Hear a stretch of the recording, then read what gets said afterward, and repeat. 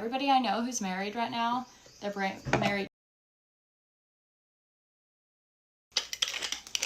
and they don't care. We don't give a Yo, what's going on YouTube? It's your boy Dre, and welcome back to my channel, man. And today we got this girl shutting down the entire internet. I mean, the entirety. I saw a clip of this girl with 70 million views. This is definitely one of the hottest things going on right now, but it's also kind of strange when we go more into detail. So, like and subscribe to the channel. You know the usual vibrations, people. So we have this girl. She kind of goes on the internet, and as you can see, kind of in the intro, she just dropped the N-word bomb out of nowhere, and it has the world in complete uproar, right? But to the surprising fact, a lot of people are actually not even bothered by this, right? So it's a good thing and also a bad thing. So let's kind of go into how this thing even transpired for those who have no idea what's going on and who this girl even is. She's just a TikToker, but to me, she's some kind of government conservative political plant because she's getting so much press out of nowhere, and it's almost kind of strange where this even came from. So she just in the kitchen happens to be just cooking on a random day and just decides to just drop the N-bomb out of nowhere while she's just making some food. So everybody I know who's married right now, they're married to broke ass niggas. And they don't care. We don't give a fuck about your money. I couldn't care less about your fucking money, okay? So as you can see, this kind of was just a random N-bomb that transpired into this whole big thing that has the internet in a crazy uproar. But let me show you exactly what she does after once the internet starts to attack her. So a recent video of mine seems to have upset members of a certain community, and all the backlash just really made me, just really do a deep dive, like do a soul search. And after all that, I still couldn't find a care. Now, as you can see, Homegirl is the definition of unapologetic. You cannot get her to apologize for nothing. But listen, the world kind of felt otherwise, at least in terms of social media platforms like TikTok. Because TikTok took the stance and actually banned her account. But then she happens to be able to get her Twitter account back and literally got 90,000 followers almost overnight. So not only did she get all of her followers back, she continues to troll the black community and contributes her success to the black community kind of being emotionally unstable and not being able to deal saying the N-word. Now, me personally, right, a lot of people feel like, who cares if she says the N-word? A lot of black people use it all the time.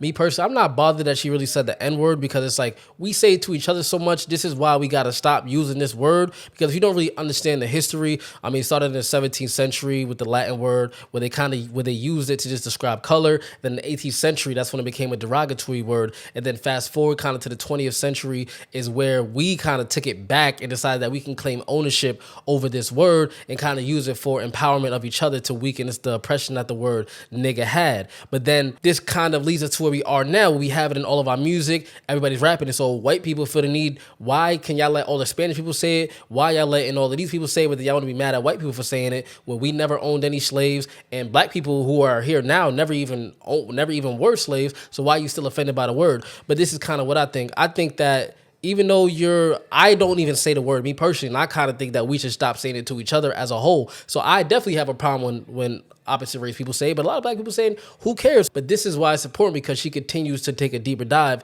into her views on black people and kind of let you know how she truly feels about black people. She continues to troll the whole world and says she's looking for a sponsor for the AFPAC and Turning Point because I'm a broke ass nigga. So she goes on the internet with just no remorse and keeps going and going and going down these rabbit holes. Okay, one time was enough, but now you're just triggering, trying to see how far you can go. And it's called something like rage baiting, where you're kind of like getting attention from the people because you know they're going to react in a negative way because this word is very sensitive to the black people. I mean, it's been a derogatory word for so long. Why do you expect black people not to react any other way besides this way? Then she even takes a stance to get another tweet that has 6.4 million views that says the nigga that was heard from around the world. She is not letting up and keeps going and going and going. And there are a lot of other black people who are like, oh, it's cool what she has said, but it's like, well, how much longer do you want to let a person of a different race keep throwing in the face how bad the word makes your people feel? The good thing is that as far as we come, a lot of black people are being more mature about this because they know, like, you're internet trolling, you're being weird, you're getting a lot of press about it. So it's kind of like, what do you want us to do? But then Andrew Tate even comes in and says, I prefer the word nigger, which kind of threw me off guard.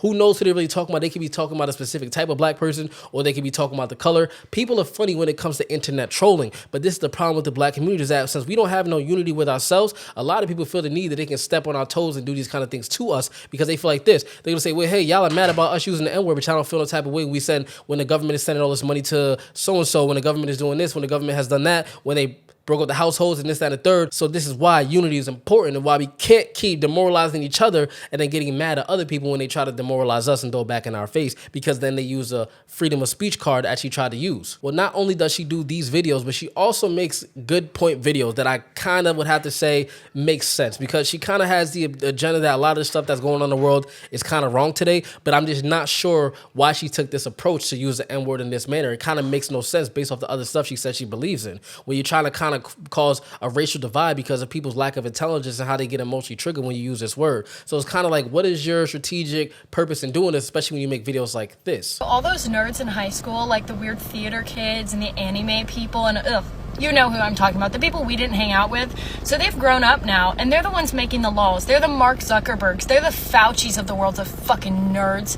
Those fucking dorks that never got laid in high school, and they've got a major chip on their shoulder against the normies. That's why you see all these fat ass fucks making laws. Oh, you can be obese and anorexic. Okay, sure. They're the ones inventing clown world. They're the ones in media. They're the actors. You wonder why actors are so politically leftist? Oh, right. It's because they're loser theater kids. They're the theater kids who grew up, and now they're telling me and you what to think. They're telling me and you what to do, and they're making the laws in this country. Well, it's time to stand the fuck up and stop being scared. Like, why are we scared of these people? They were massive losers in high school, and they're massive losers today. It's time to put the motherfucking nerds back in their place. Stand the fuck up.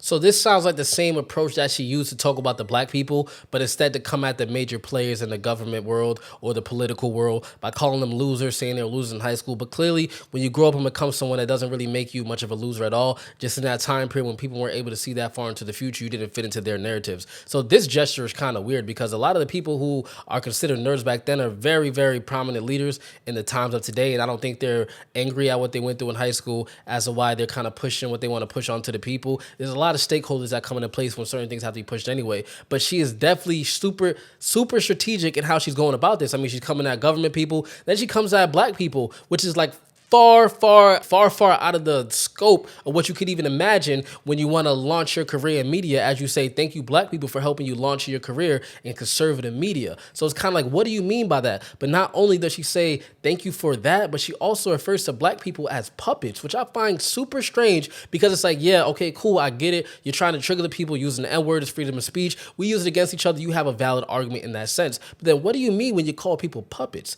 This kind of makes no sense, because now you're talking about the whole race as a whole. And it'd be different if you can try to defend yourself and say, hey, maybe she's talking about a certain type of black person. But when you call the entire black race puppets, there are a lot of intelligent black people.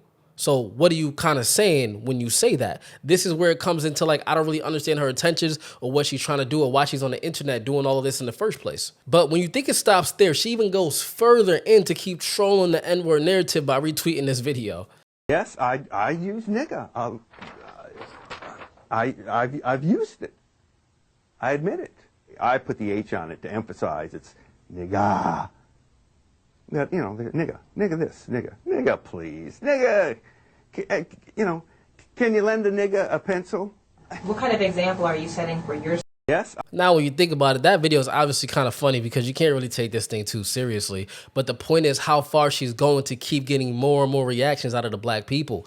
But at this point, it becomes kind of weird. It's like, all right, cool, we get it the first time, maybe. But now it's like, what are your intentions? And do you find yourself employable? Are you trying to find a job later? Are you trying to get into politics? And are you trying to start a race war, being that you're trying to get into politics to make black people no longer like conservatives and push them back to another direction? So this is all strange timing. And in the music, they refer to these kind of people as industry plants, when you just come out of nowhere and you get super viral. Now, black people are really trying to justify social commentators for the reason why she's blowing up. This girl has been on all the news outlets and everything. It's not just black people commentating on this and giving their opinion as what the internet is for that has made this girl blow up. Because I feel like if you get 70 million views on some of these videos, on one of these videos, she has 70 million views. That's not just black people giving a commentary helping you blow up. Somebody pushed a button, and then you go on with big platforms like InfoWars, like almost overnight, you're getting interviews. There's a lot of weird things going on with this, and this is definitely something to look out for. But as I always say, you let me know your thoughts about this situation. Not only did she kind of get her TikTok banned saying, but she also lost her job. And then she tried to justify losing her job by saying she stepped away from the job. But they put out a statement online because the owner of the company she worked at was actually a black woman. And they said, since our company is led by a black woman, we can't accept these kind of things. So it's just kind of a big slap in the face. It's just kind of extremely weird. Like, I'm not totally upset that she used the word because we use it to each other and I think it's a derogatory word, but saying it to a person like me where I don't use it at all, then it's kind of weird. And then for some of the people who are justifying it, my question to you is, how would you feel if this white woman came up to you and said, hey, are those your nigger kids? Like, how you guys been doing? Because I'm like, it shouldn't matter that they use the word because we say it, but I want to know how you guys would feel if she was just in the room and walked up to you guys in the street like, hey, those are your nigger babies? Like, how are they doing? And then I want to see how we all kind of feel about that a little bit. And if you can still handle it with a smile, then hey, maybe you are very emotionally mature and very emotionally stable. But since I don't use the word and I'm actually black, I think it's kind of weird. I don't even think any race should be using it because we don't run around saying derogatory things towards any other race. And if this was that one specific race that everybody has got canceled over, then it'll make it a little more interesting. So I'm curious why she didn't talk about a certain group of people that no matter what you say, the reason why Candace Owens is having trouble, the reason why Kanye had trouble, because the whole world would have taken a whole different type of way, even if it was something not as bad. But this just goes to show the unity in the black culture is not that strong. And this is why it's important for us to be the change we want to see in the world. So this type of stuff can't just happen to us. But you let me know your thoughts. It's your boy Dre. I'm gone.